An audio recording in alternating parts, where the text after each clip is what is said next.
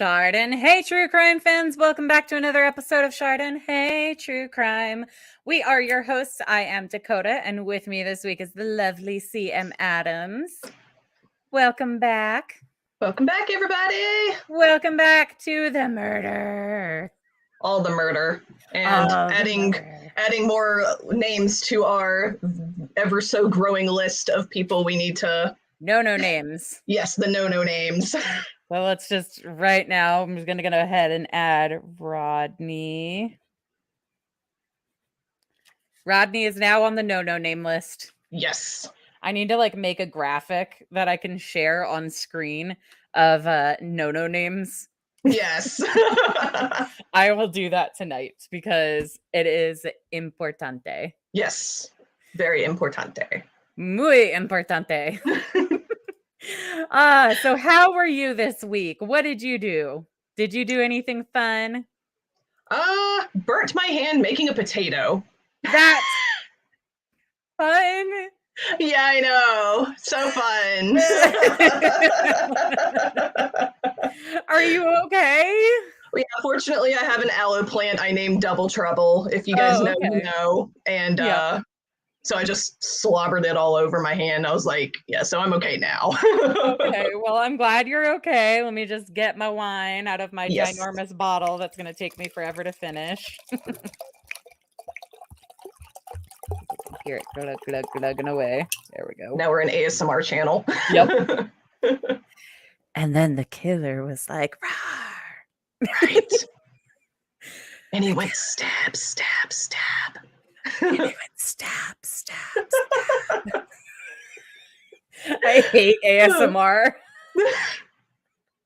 I hate it so much. I'm actually I like it for anxiety, but I don't like how people have made it weird now. I preferred it back when it was the underground stuff, when only ASMR people knew, and then all the, I'm just gonna call it, the straight people got a hold of it, and they're like, I can make money off of just going, shh, can you pay me now? And it's like, go away. Hey. Onward. Hey. Yeah, but seriously, the straights need to stop ruining everything. They do. Yeah, it's a problem. The straights must be stopped. Yeah. I mean, I've said that for years. That is the true gay agenda. It is the true gay agenda. Speaking of which, I went to Walmart and I found a planner that was rainbow, and Kate goes, "It's the gay agenda." That's amazing. Oh, I kind of wish I'd bought it now. Aww. I did buy the most ridiculous dress. I look like a frosted cupcake, and it's amazing. And I can't wait to wear it literally everywhere. Go for it. I'm gonna. It's actually really 70s. Maybe I'll wear it next week.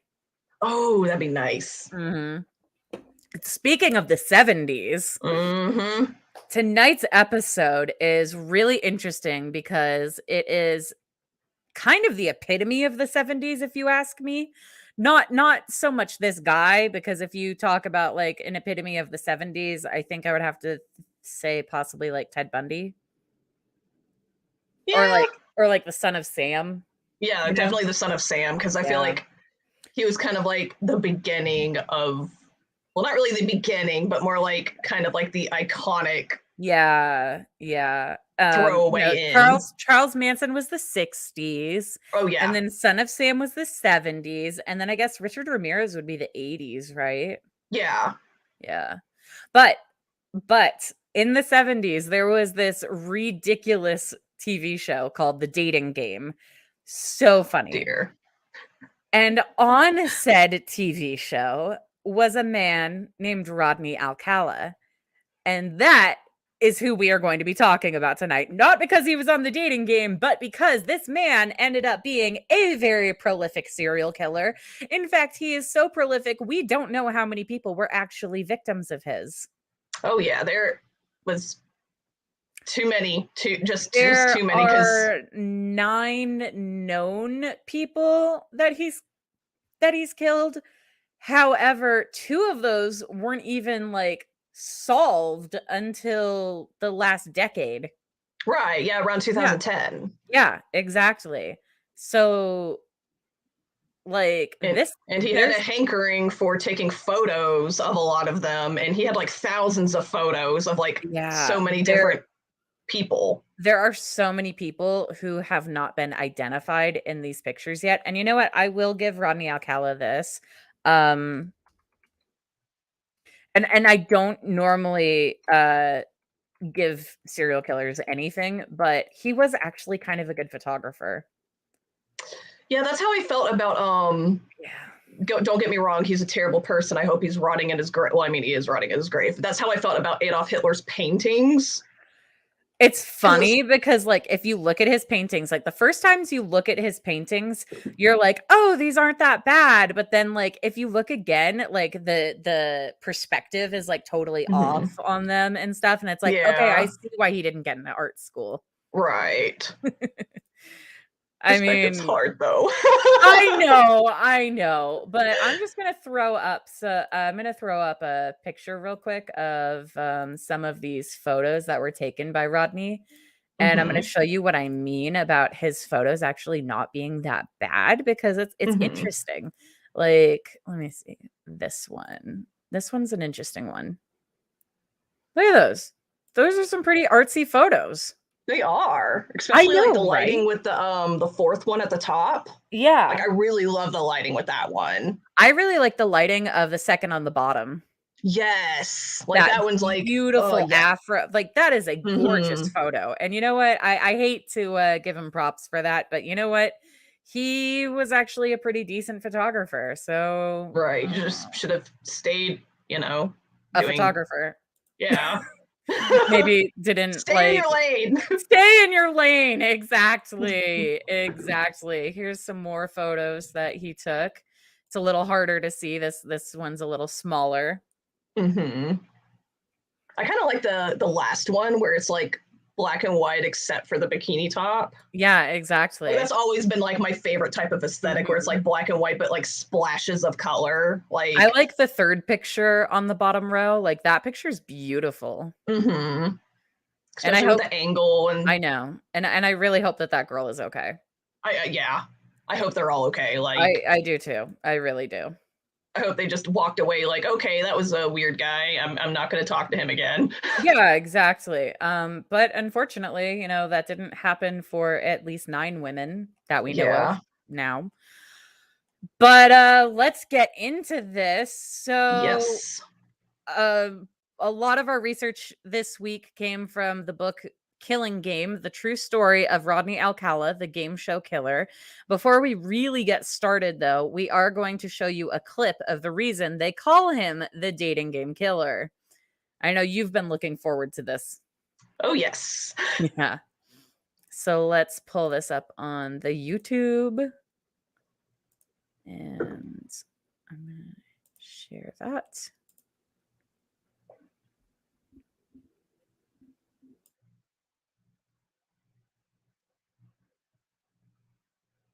Hollywood, the dating capital of the world.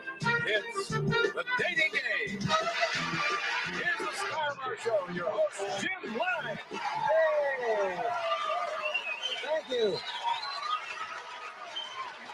Thank you very much. Thank you. Thank you.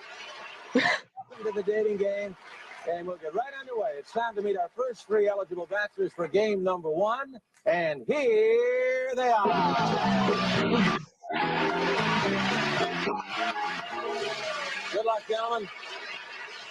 Well, let's see. Bachelor number 1 is a successful photographer who got his start when his father found him in the dark room at the age of 13, fully developed. Between find him skydiving or motorcycling, please welcome Rodney Alcala. Rod, welcome. And it's time to meet our young lady for game number 1, and here she is. Here is a young lady with a wealth of experience. She once earned a living massaging feet, but she quit when her boss suggested that she work her way up. Then she taught school in Phoenix, Arizona, and now she's here to educate our 3 bachelors in the art of amour. Welcome, if you will, sensational Cheryl Bradshaw. Hello, Cheryl. Don't sit down yet. Just a minute. Want to make sure everything is straight. You relaxed? You feel okay? All right. You know there are 3 bachelors over there. There'll be 1, 2, and 3. Ask them anything you like to find out more about them, except their name, age, occupation, or income, okay? And we're going to start by having them say hello to you and see how they sound. Number one, would you say hello to Cheryl, please? We're going to have a great time together, Cheryl. Okay, and here we go. Bachelor number one, Yes. what's your best time? The best time is at night, nighttime, Why do you say that? because that's the only time there is. What time? What's wrong with morning, afternoon? Well, they're okay, but nighttime's when it really gets good. Then you're really ready. I'm a drama teacher, and I'm going to audition each of you for my private class. Bachelor number one, you're a dirty old man. Take it. Come on, over here. Oh, honey, we ought to go out and boogie. Really? Bachelor number one, I am serving you for dinner. Oh, What are you called, and what do you look like? I'm called the banana, and I look really good. Can you be a little more descriptive? Peel me.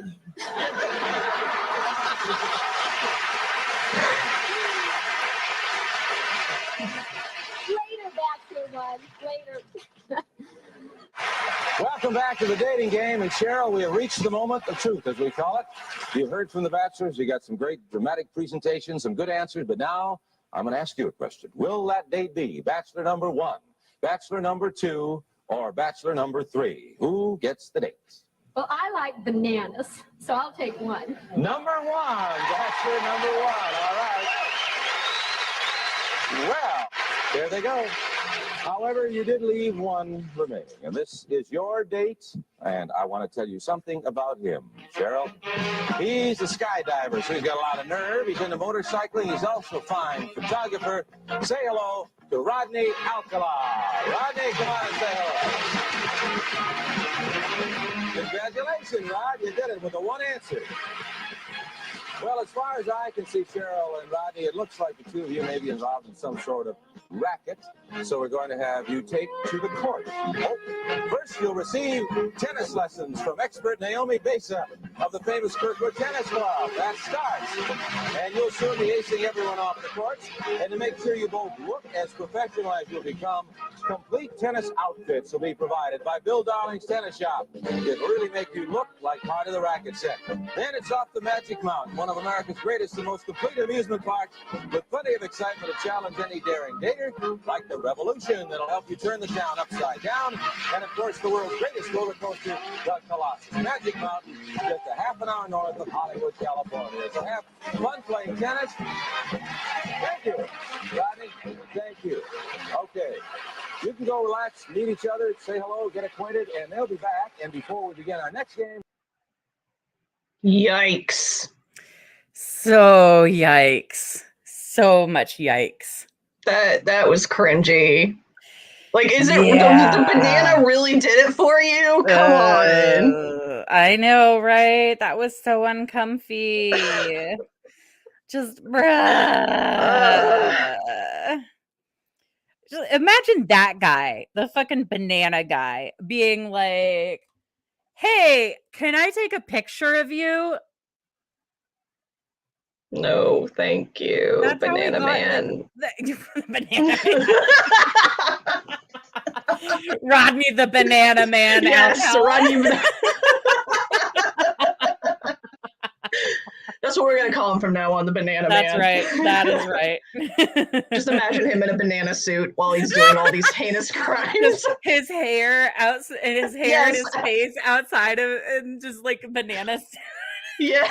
It's like that episode of Hey Arnold. Yes. Do you remember that episode? Mm-hmm. Yeah. Wow, people downtown sure are friendly. Yeah, I bet they are. I bet they are, Banana Man. Fucking Banana Man. So yeah, Oh, that was an experience. That was the thing that happened. Yep. was uncomfy. It was Very so uncomfy. uncomfy. Now, Very. before he was on the dating game, Rodney the Banana Man Alcala was he was born on August 23rd, 1943. Rodrigo Jacques Alcala Buchoir, the Yes, third Buchoir. child of 4. They lived in a middle-class neighborhood in San Antonio, Texas, with their parents and their grandparents on their mother's side. And they grew up going to Catholic schools where Rodney was known as a good student. He was respectful, kind, and reportedly had a higher average intelligence compared to the other children in his class. Huh, he sounded promising. What happened? He really did. He really did. We're going to talk about what happened. Yeah, because it's like it interesting. seemed like he had such potential, and then it just went woo, boom, banana man. It's a really interesting thing. There's something called the McDonald's Triad, or as we call it on the show, the McDonald's Quadrant, because we believe that there should be 4 sides to it. But I'm going to pull up a graphic real quick of what the McDonald's Triad is. Okay, because I'm fascinated. I don't think I've ever heard this before. Oh, the McDonald's Triad is really interesting. So beforehand, I realized that this is that there should be more than just 3 sides. It should be a quadrant, in my opinion. Right. Here we go. This is a great graphic right here. No, it's not. I was like, oh, this is great. This is going to be a great graphic. Nope, never mind. It is just so blurry. Oof, I hate it when that happens. And I'm wearing my glasses too. Oh. Yeah. But anyways, all right, let's see. Here we go. Yes. So this is the McDonald's Triad. It is at the top is bedwetting. At the bottom left is animal cruelty, and at the bottom right is fire setting. In my opinion, head injuries needs to be in there as well. Because so many of these serial killers have had these horrifying head injuries that just sort of like knock something a little loose, And it's unfortunate, but it happens. And it does happen. And so many of the serial killers that we cover should be they fall under the characteristics of the McDonald's Triad. This has also been called the sociopathic oh my god, what is it called? Pyramid. The Triforce. I'm joking, but I couldn't think of the word pyramid. Right. But a lot of times there are some serious warning signs for these people. With Rodney, I mean, listen to what we have to say and then make your opinion about whether or not there are some warning signs, because there's some interesting stuff to say in this. Yeah. So what happened? I think it was 1951. Something happened with the family. They moved to Mexico. Okay. Because I think their grandmother got sick, so she wanted to be able to stay in the house that she grew up in, which was in Mexico, to stay close with her family, during the last years of her life, so she can just die being surrounded by family, which, I'd like to think that's normal. Understandable. Right. Yeah. So when they moved to Mexico, that was the children's first experience with non-religious teachings and stuff, which if you've been growing up, I grew up with religious schooling. So it's like once you got out of that and went into a more non-biased teachings, it's a completely different world. It must have been kind of a culture shock. It was, absolutely. For you, it was a culture shock? Honestly, for me, it wasn't, only because I just kind of already had my suspicions that what I was being taught was very biased. Okay. But, I'm not trying to put myself on a pedestal or anything, but there were certain aspects, but there were definitely certain aspects where I was like, wow, so fortunately I went with, despite me going to religious school, it was fairly woke, That's good. So I am grateful for that at least, but I know lots of people who weren't as lucky, so it's like once they got out of that, it was like, holy shit, everything I've been taught has been sugar-coated, or, you know, things were left out. And for some people, you know, it's like you either love it or you hate it, or, you know, just somewhere in between. I just love that you went to religious schools and you're wearing a pentagram necklace right now. Oh yeah, I kind of thank religion for that. I kind of thank the religious schools for that, because I actually ended up converting to paganism And once I actually. And you have a much better aesthetic now. Right. So I'm like, you know, thanks. Thanks, Jesus. Yeah. So apparently his sisters actually loved being outside of religious school. Yeah. But, you know, not everything was great at that time. Within 3 years of moving to Mexico, his grandmother passed away and his father deserted the family.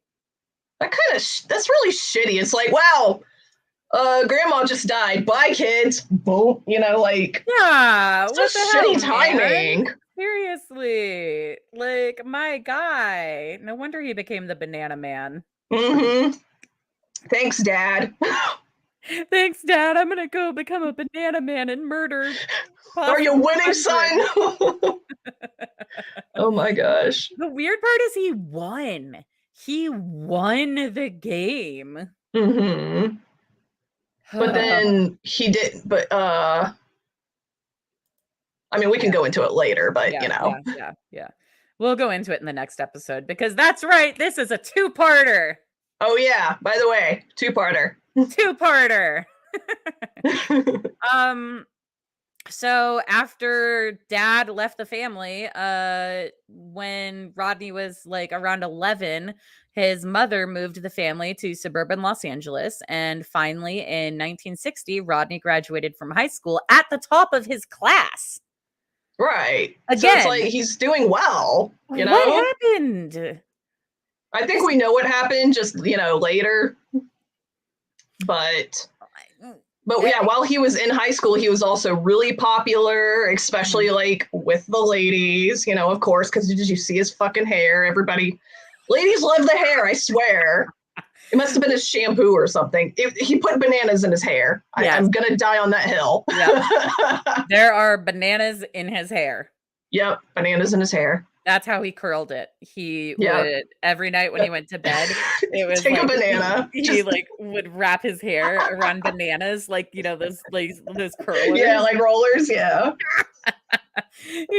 He's like getting ready for bed. He's got like a bandana tied under his chin and like bananas just like sticking out. God, just imagine waking up to like a bunch of squished bananas, like while he turned to sleep.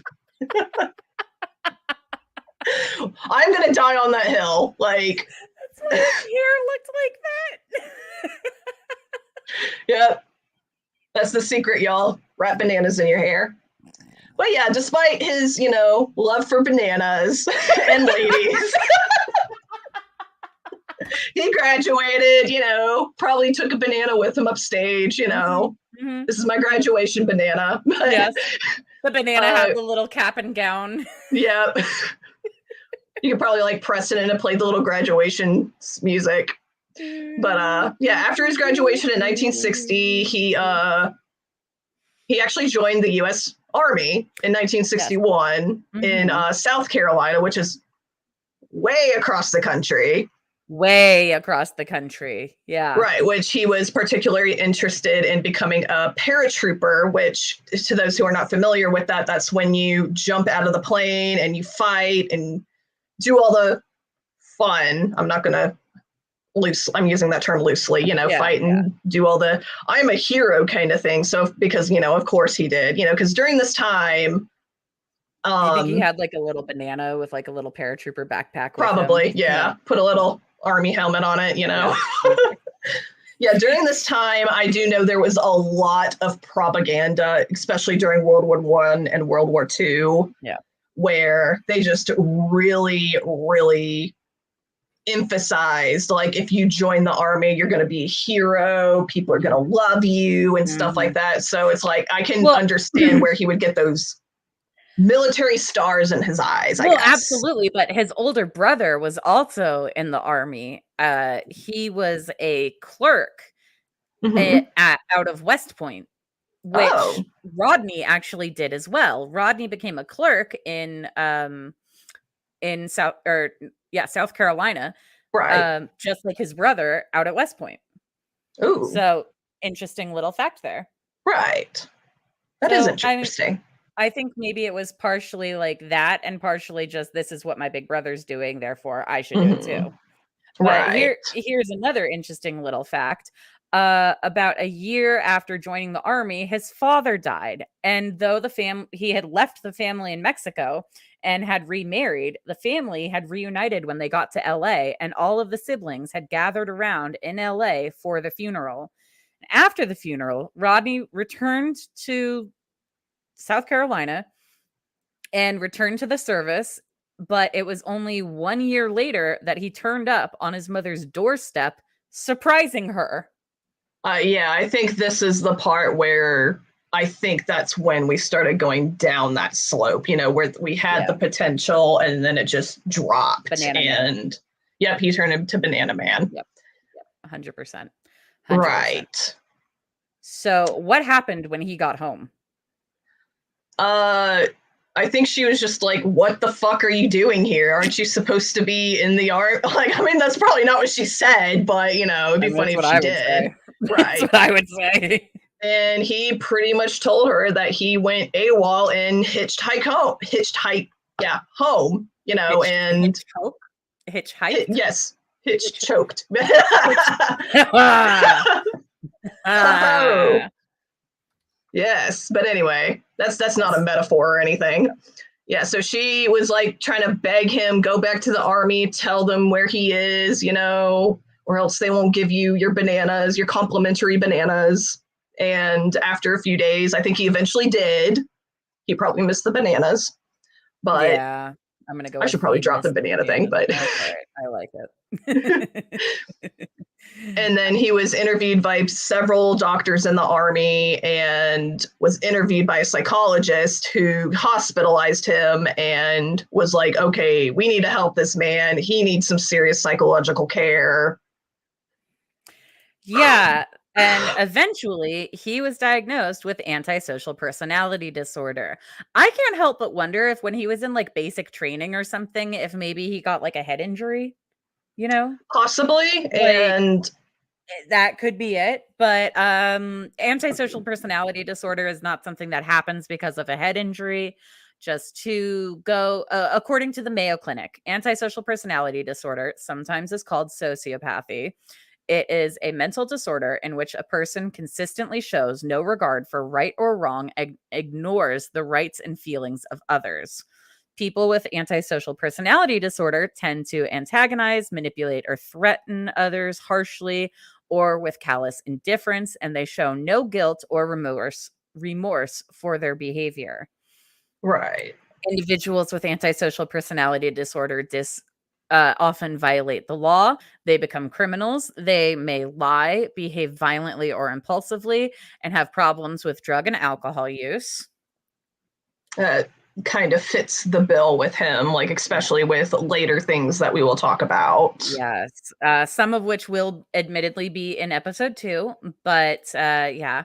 Because these characteristics, people with this order typically can't fulfill responsibilities related to family, work, or school. Now, as we will find out later, that doesn't really fit the bill with Rodney because he continuously goes to school, like a lot. Right. But like and he does well. So well. But like I said, we will get into that.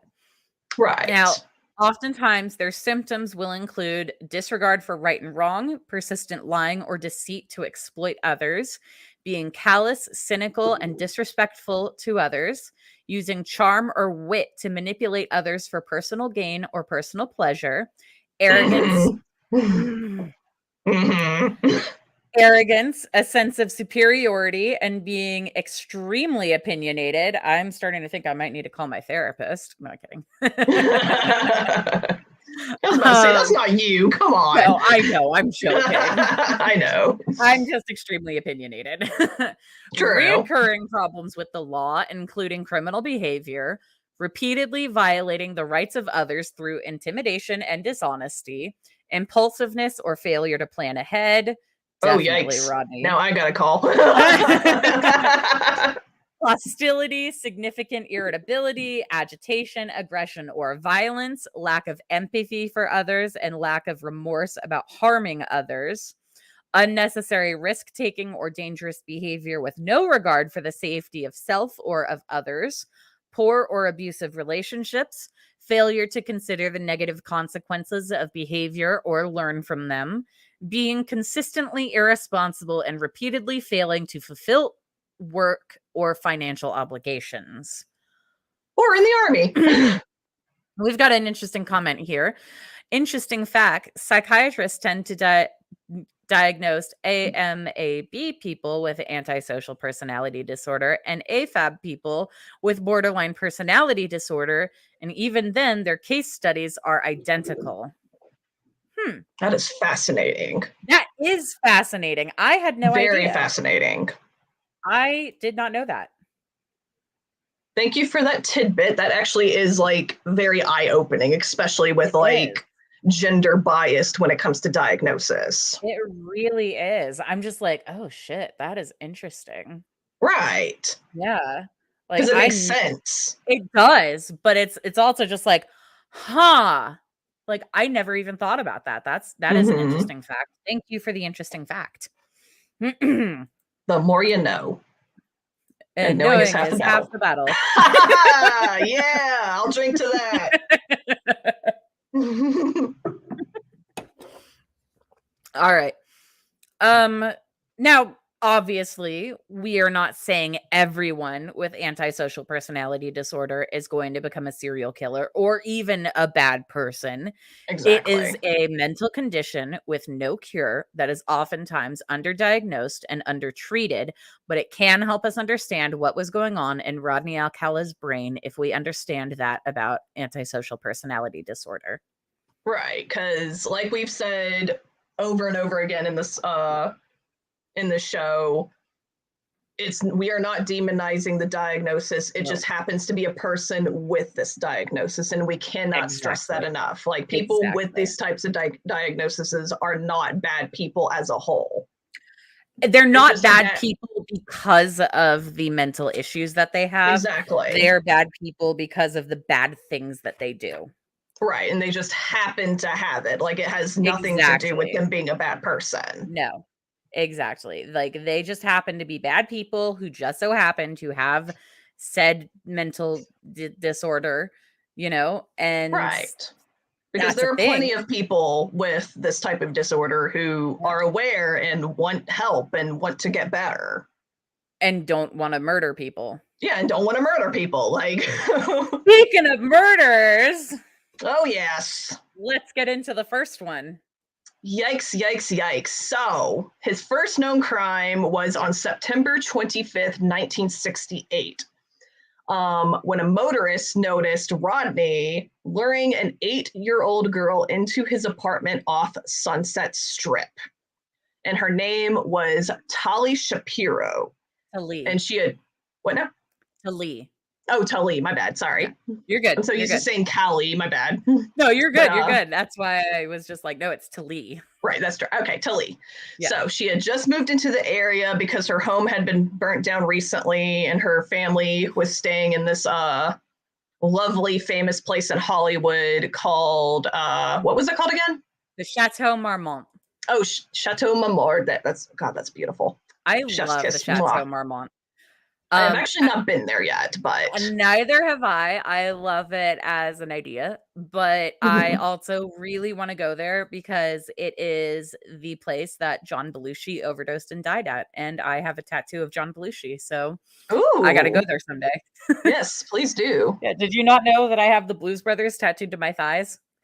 No, that's actually.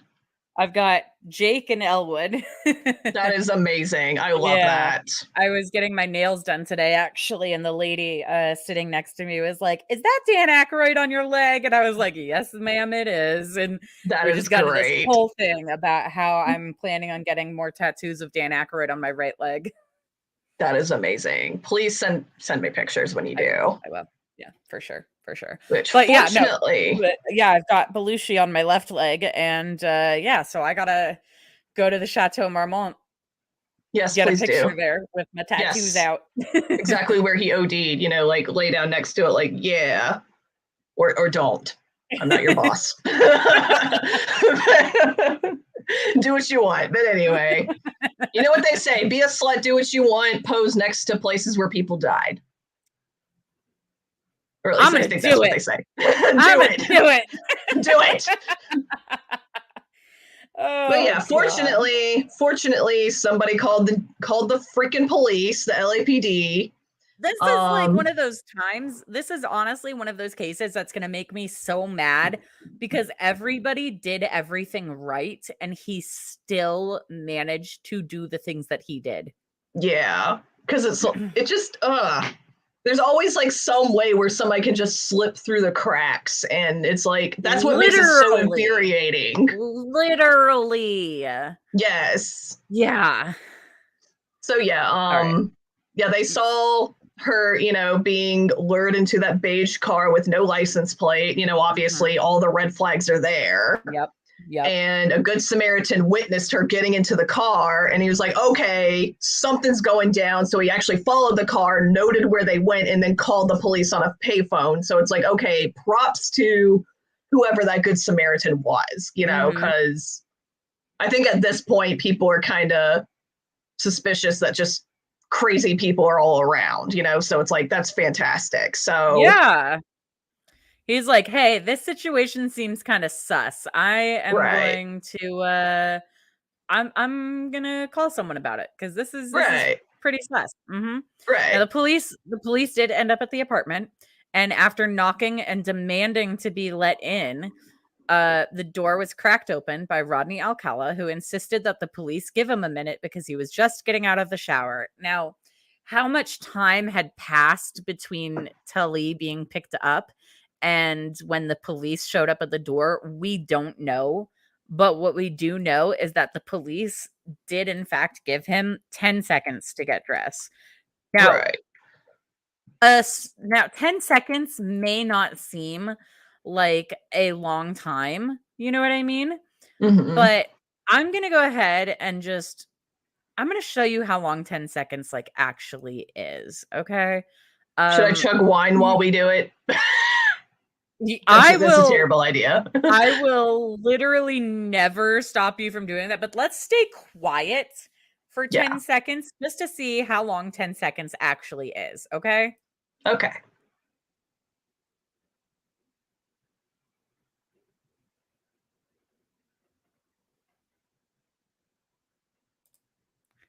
All right. That was 10 seconds. That's definitely enough to like at least get like some pants on or something. That you know? but you know what else it's enough time for? It is enough time to walk out of the house because I have Kate staying with me right now, our former co-host, and I handed Kate my phone and I said, start the stopwatch. So she started the stopwatch and I walked from my bedroom to the front door and then yelled at her to stop the stopwatch. It took 7.27 seconds for me to get from my bedroom to the front door and unlock it and open it without running. I literally just walked to my front door. Yeah. Holy crap. I live in a 4-bedroom house. Okay. Rodney is living in a tiny ass apartment off of the Sunset Strip. So that was more than plenty of time for him to just dip. Exactly. Now, when Rodney when he didn't answer the door within 10 seconds, the police kicked down the door to find a horrifying scene.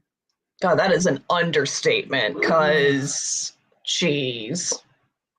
It was a Yeah, bloodbath. they did find Tali on the floor, just blood everywhere. That there was so much blood, they genuinely thought she was dead. One of the officers who first responded to the scene, he was actually the guy who kicked down the door. He said that there was so much blood, he didn't think that a tiny little 8-year-old should have been able to have that much blood in her body.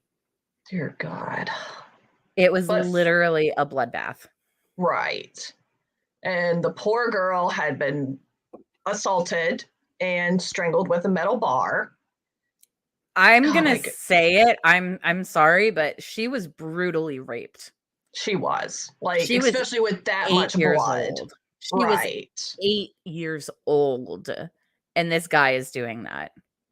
God, that poor girl. As someone who has had that happen to them, not at 8 years old, but as an adult, I can just. It's rough.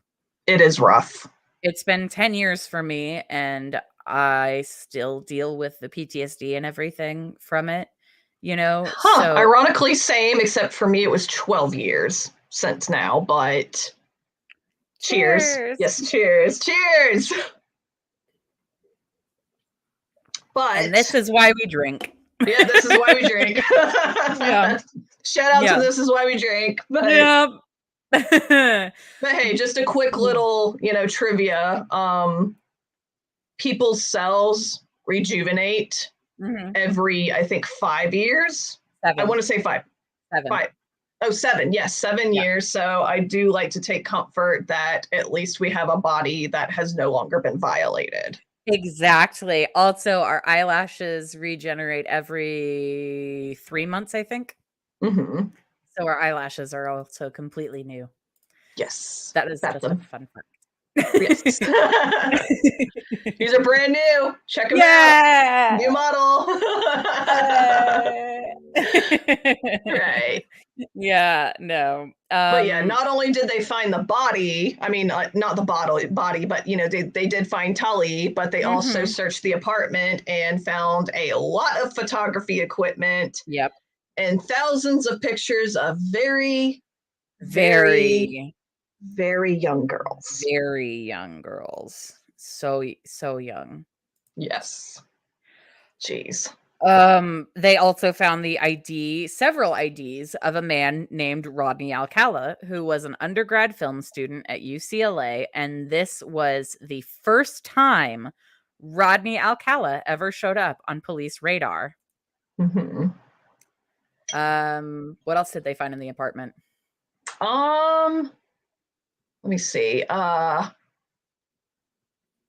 They actually, fortunately, this is to me like the silver lining. They did find Tully in the kitchen. Yeah. And she started gagging. And fortunately, she was still alive despite everything that happened. To me, that is just the silver lining. Like, she survived. Absolutely. I hate that it even happened, but at least she got to survive. And she was rushed to the hospital. She was taken care of. And this is just one of the products of crimes like this, where it's like, I'm both disappointed, but I can't be mad at the family for what they did. Yeah. Yeah. Because the moment she healed, her parents moved her out of the country to Mexico because they didn't want to bring her to court, because they didn't want her to relive what happened to her. Yeah, I can't blame them for that, honestly. Yeah, but because it's like they're just trying to protect their kid. Yeah, but you know what they didn't find in that apartment? What? Rodney Alcala. Of course they didn't. Of course they didn't, because they gave him a way too long to get dressed. And he just walked his ass out the back door. He literally walked out the back door. And you know why he was able to walk out the back door? Because when the first cop kicked down the door to get into the apartment, the other cops who were around the back ran around the front to help.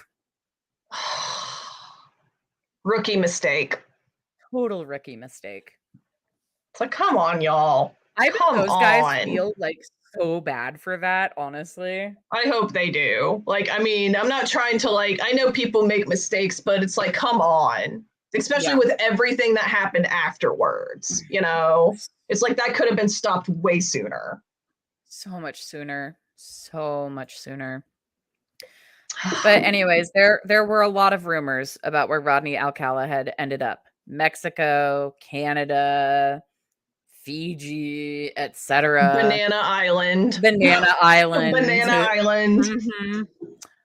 But there was no real news about where he could be for at least 2 years.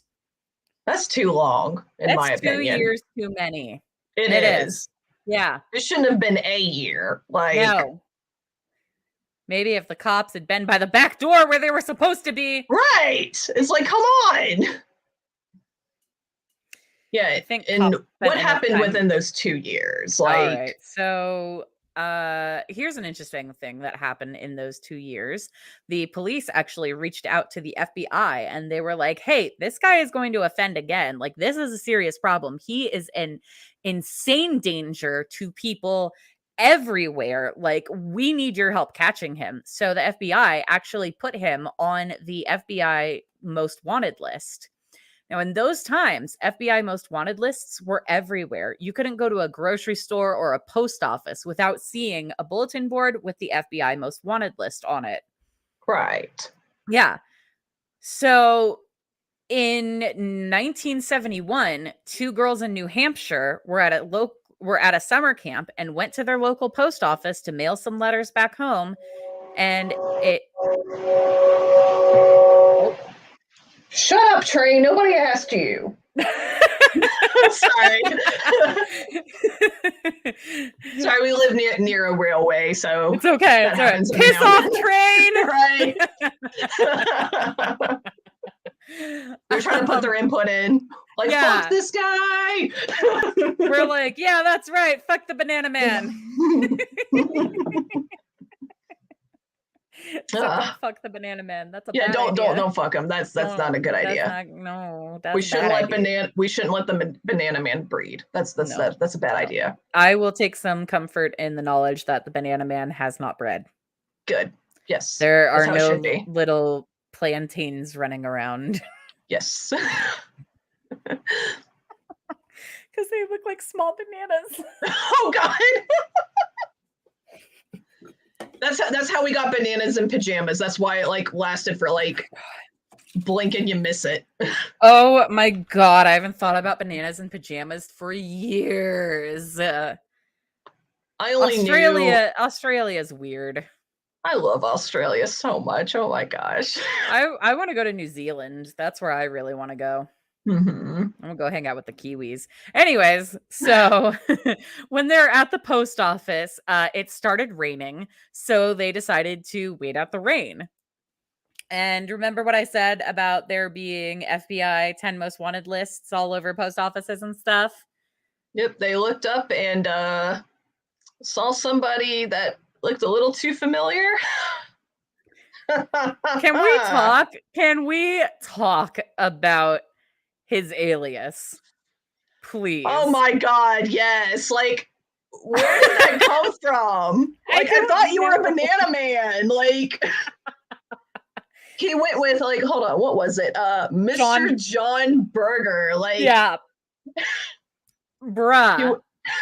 Bruh.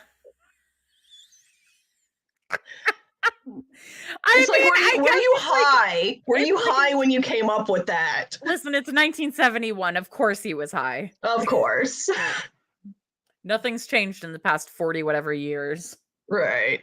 Yeah, so he probably was like hanging out at fucking McDonald's or something, you know, had the best burger of his life while he had the munchies. Was like, you know what? John Berger, that sounds amazing. Like maybe the guy who made the burger for him was John, you know? Yeah. Just stole it.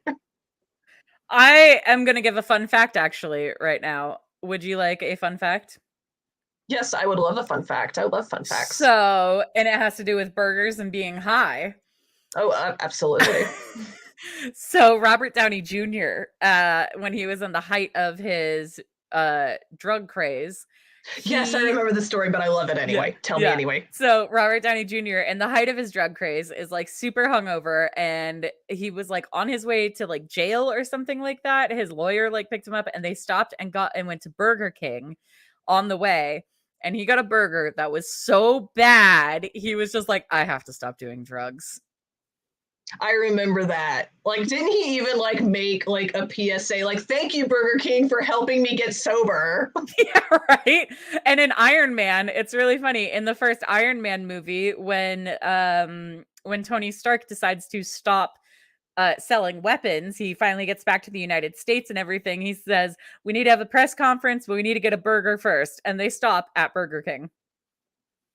Oh my gosh, that is beautiful. It really is. Mwah, chef's kiss. It's so good. Just RDJ, we love you. Right. Sometimes. Did Burger King ever make like a response to that? Like, did they at least like, oh shit, I guess we need to like get good? I guess not. I have no idea, but when I worked at the tattoo shop for that guy that I worked for, there was a Burger King like right there, so we would always send me over to Burger King to get him food. And you know what? That should have been a red flag for me, but it wasn't. And now I know better. And knowing is half the battle.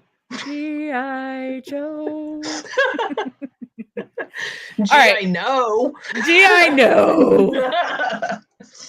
All right. Yeah, they see his face and they're like, "Oh shit! I think that's our counselor on the most wanted list." That's kind of a red flag. Yeah, but they were like, "That can't be him because Mr. Berger is from New York, but that guy is from California." But I'll give the girls this. When they got back to the camp, they went to the dean of the camp and they were like, hey, so you know how you let us like go to the post office and like send some letters and stuff like that, and it started raining? Yeah, we kind of saw some shit. Like yeah. So Nancy decided that we should wait for the rain to stop, right? Nancy, tell him, Nancy. All right. So, we were just minding our own business, just counting the raindrops because that's a thing you can apparently do. And we happened to see this poster of America's Most Wanted, and we saw Mr. Berger's face. You saw Mr. Berger's face. Yes, but they said his name was Rodney Alcala. I'm kind of confused here. So. I don't know if that was actually Mr. Berger, but you girls go have fun. I think they're gonna go canoeing later here at Camp Crystal Lake. Right?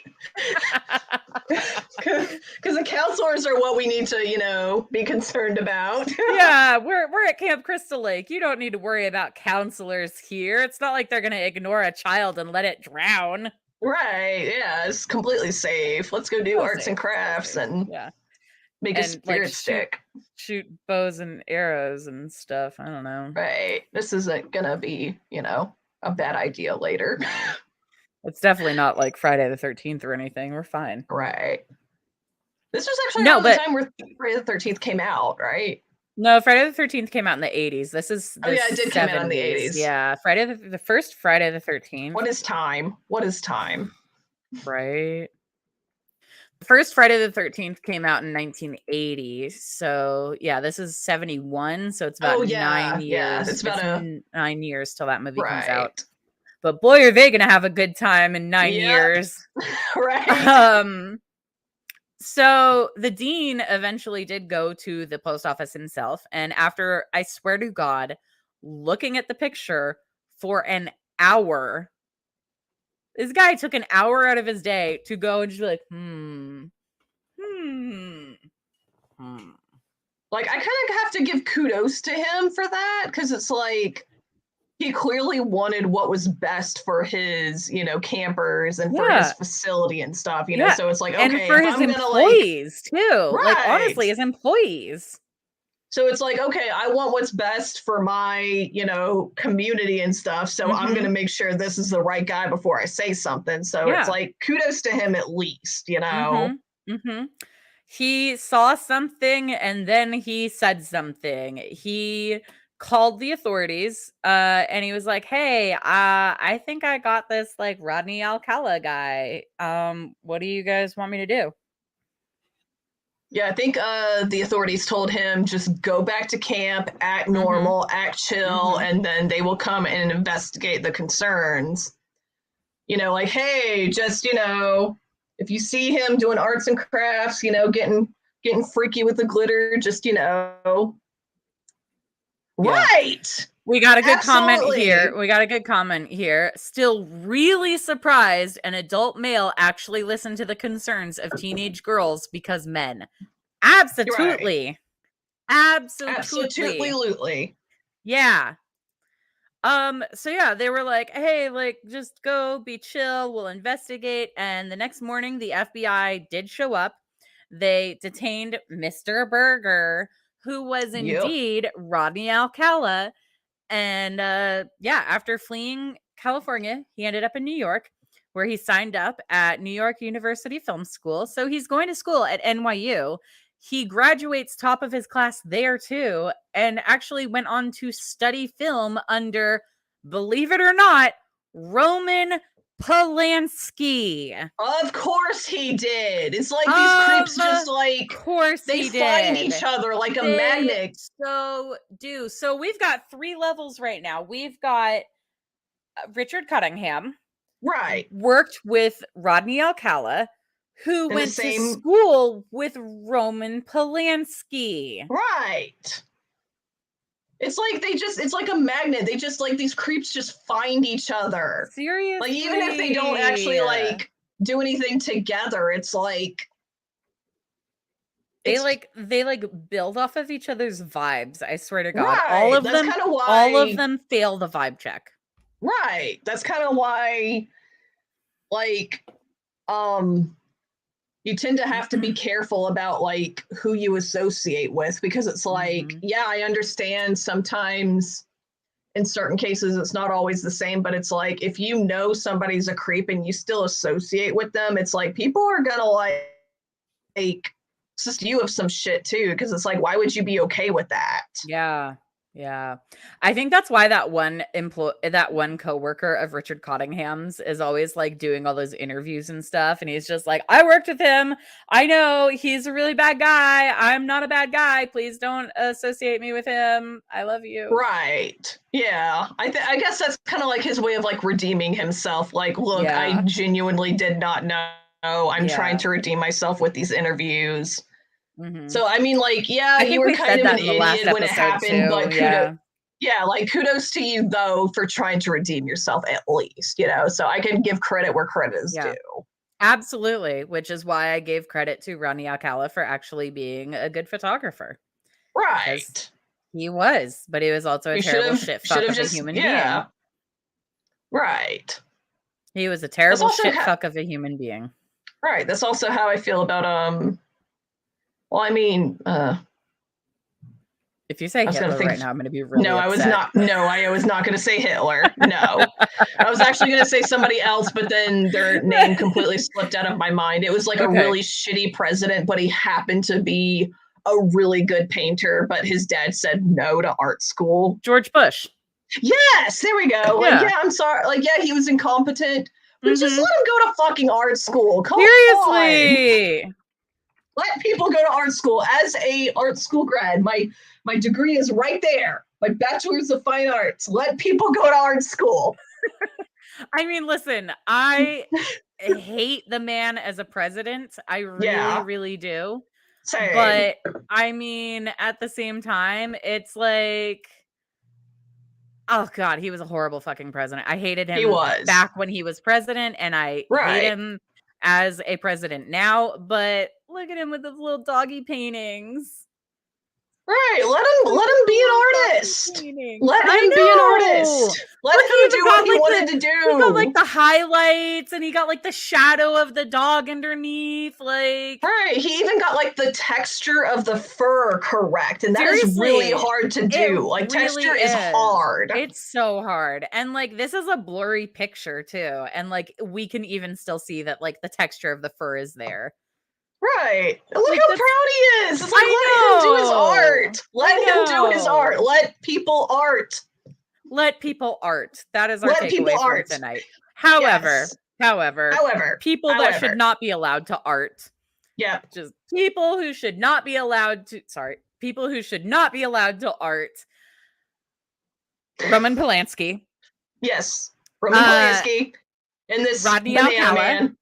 Banana Man was apparently Banana Man. considered one of the best students there at NYU at the time. NYU. And somehow I am not surprised by that information. I'm not really either. Not. I'm really not. It's Creeps just attract creeps. It's upsetting, you know? It really is. It is. Yeah. I'm upsetty spaghetti. I am upsetty spaghetti. Yeah. So yeah, he left New York for a reason in 1971. For a reason. What do you think that reason was? He probably killed somebody. He probably did some shit. Fun fact. Well, I don't know how fun it is, but in 1971, Cornelia Michelle Creeley, a 23-year-old TWA flight attendant, was found raped and strangled in her Manhattan apartment. And the only lead the police had was that she had met with a man who was supposed to take her picture. Gee. And that's where we're going to leave today's episode. I wonder who that could have been. In the next episode, we're going to have a whole lot more murder and mayhem to talk about, because guess what? This guy is just full of murder and mayhem. He's just getting started. The Banana Man strikes again. There was just not enough potassium. No. Not enough potassium. No. He needed more. There's a really interesting theory, actually, and I would love to talk about this on a Patreon episode, where they say that a reason that there were so many serial killers around this time is because we used leaded gasoline. Really? Yeah. So that's a little sus. Like, No. This is really a serious thing. Oh, really? Okay. I had lead poisoning as a child. Oh, you did? I did, yeah. Oh So my gosh. when I lived in New Orleans, everything was covered in lead paint at the time. And my mom and her boyfriend at the time bought a house, and they tore it down to the studs and rebuilt the whole house. Fun story, when I was just there in January, I actually went to that house that I had like lived in as a child and got to see it again for the first time in years. But yeah, so it had lead paint, and I was a little kid and I used to suck my thumb. So I would go around touching everything, and being a little kid, I didn't really think about hygiene or anything. I'd stick my thumb in my mouth. So I got lead poisoning as a child. Oh my gosh, I am so sorry. That is why I had a pathological fear of needles for most of my life. Right. And then when I started getting facial hair, they had to take my blood a lot. So I kind of had to get over that, you know. But it's still a valid fear, though. You know? It is. And meanwhile, getting tattoos is like so easy for me. It's so much different than than that.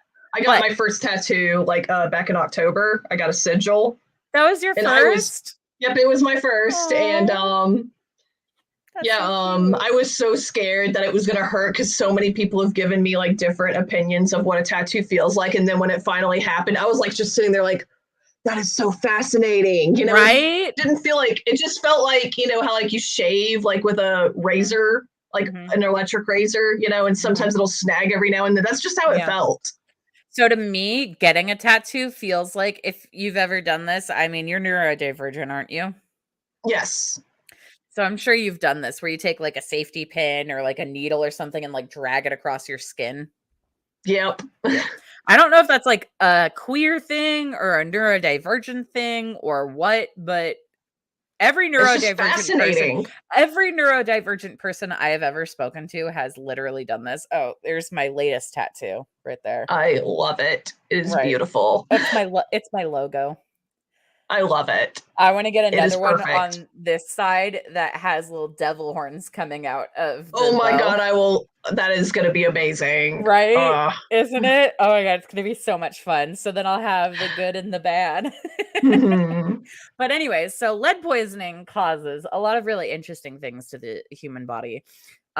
It screws up your nervous system. It gives you insomnia, loss of appetite, decreased libido, depression, irritability, cognitive difficulties, memory loss, headache, personality changes, delirium, and can put you into a coma. However, in the 1960s and 70s, we were using only leaded gasoline. Unleaded gasoline didn't become a thing until, let's see. Unleaded gasoline was introduced in like the later 70s, but leaded gasoline was completely phased out in 1996. 1996 is the last time that we were able to use leaded gasoline, okay? The serial killer decline. I see.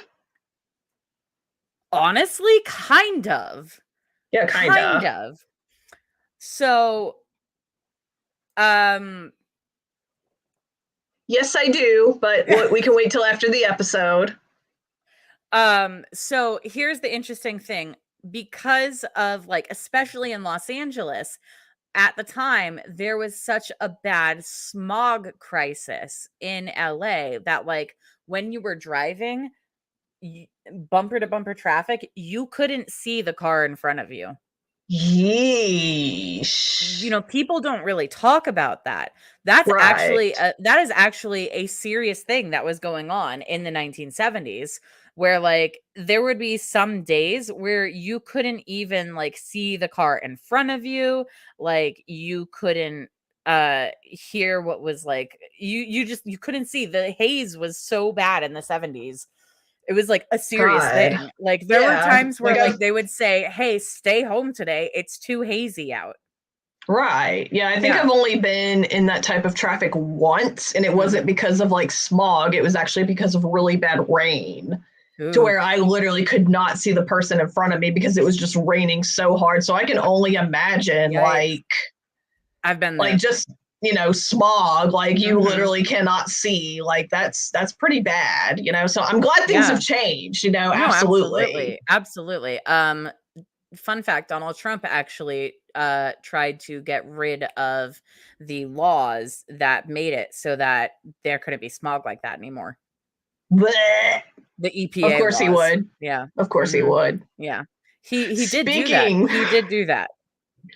Speaking of Donald Trump, Uh-oh. which I know this is kind of a little off topic, so I do apologize for Go that. ahead. I did have a dream whenever I think it was like the first or second run for president. Okay. I had a dream that he was chasing me down a flight of escalators because he knew I wasn't going to vote for him and was trying to chase me to like reconsider. Like, no, you need to vote for me. And I was like, no, never. And then his toupee flung off his head and started like floating and flying and like started to attack me. And I was like screaming, like, no, go away. I literally woke up so scared. Like I was so scared. That is terrifying. I woke up so scared. I was like, no. Where is it? Donald Trump, no. Right?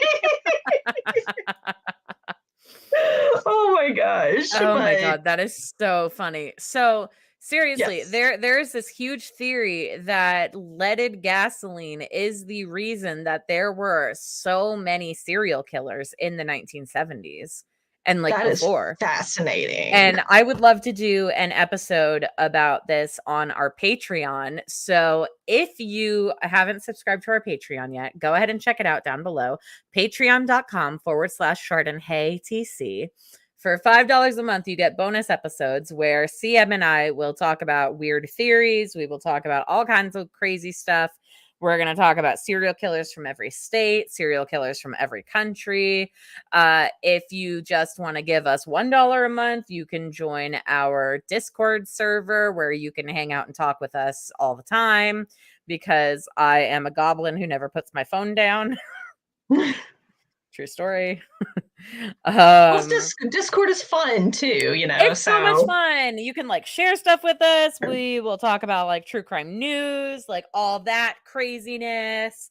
Right. There's a lot of really cool stuff. And if you haven't already joined the Facebook group, make sure you check out the Facebook group, Chardonnay True Crime. Answer the questions, and I will accept your answers because I just like growing the group. Oh yeah. It's fun. It is. CM, your show is coming up on Sunday? Yes, it is coming up Sunday. Go ahead and plug it again. Okay, so I'm actually going to be vending at the Offbeat Bar this Sunday. I think it's starting at 2. Yeah, Sunday at 2 p.m.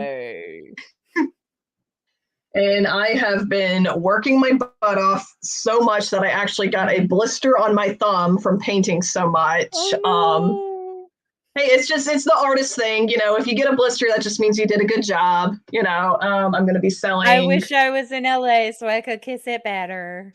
Aw, thank you. Here we go. Yeah, so I just created some originals. I'm actually in the process of finishing a Baphomet kitty. Love that. Yes, I'm actually doing a Baphomet kitty, and I actually got a new pen. Let me grab Let's see it.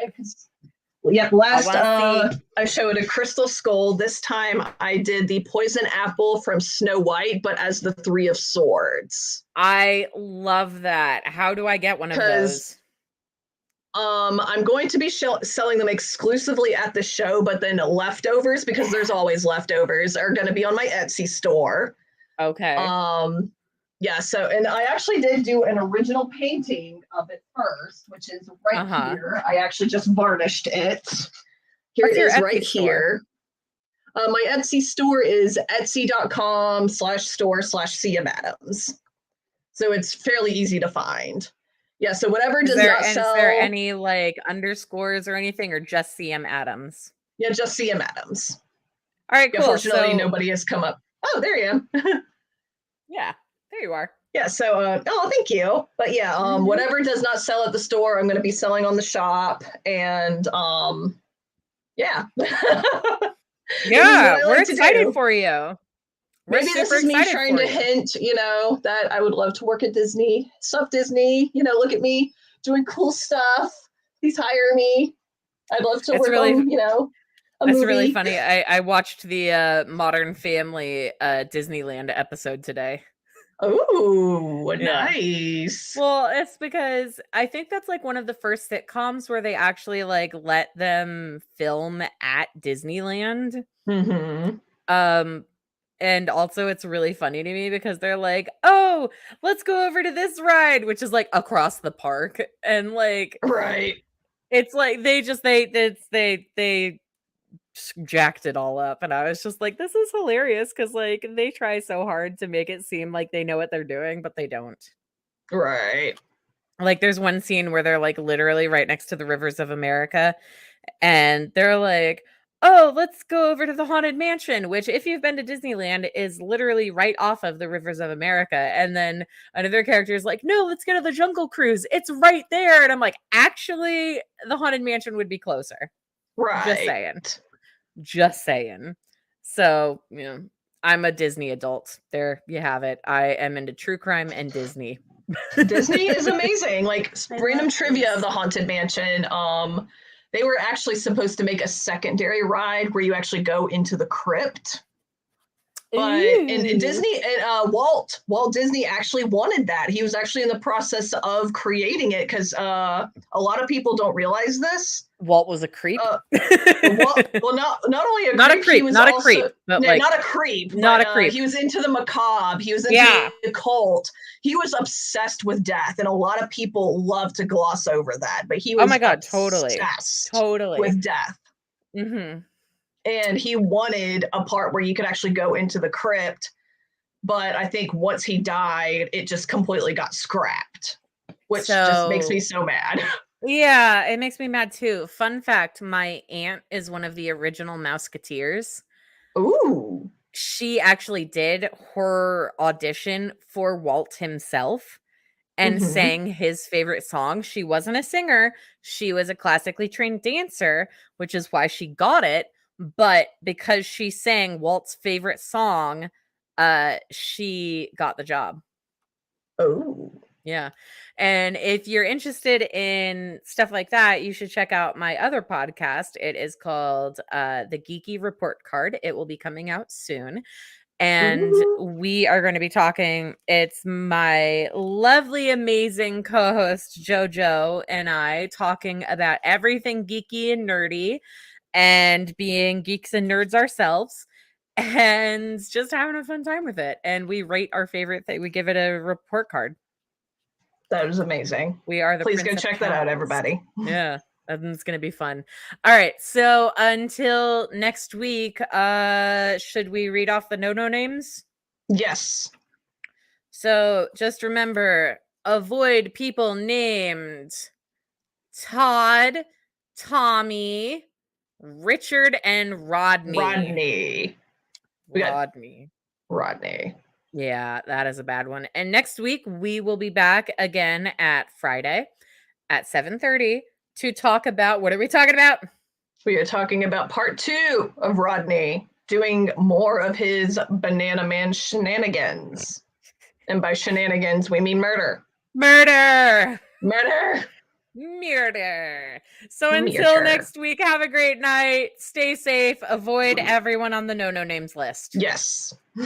Good night, everyone. Good night.